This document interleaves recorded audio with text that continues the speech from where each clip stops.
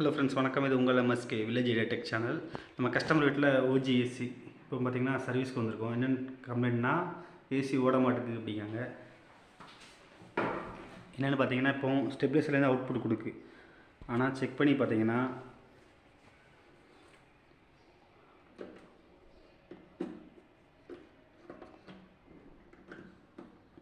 Output எல்லா இதுலேயுமே indication காமிக்கி.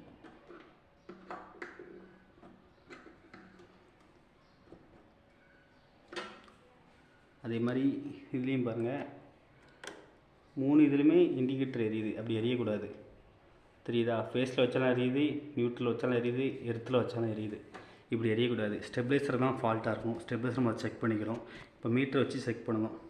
Metre check பண்ணுவோம். ஃபேஸு நியூட்ரல் ரெண்டுலேயும் வச்சு பார்ப்போம். வச்சு பார்த்தா மீட்டரில் வந்து காமிக்கணும். இது காமிக்க மாட்டேங்குது. அப்படிங்கப்போ ஸ்டெபிலைசர் தான் ஃபால்ட்டாக இருக்கும். இப்போ ஸ்டெபிலைசரை கடத்திட்டு பார்ப்போம் என்ன.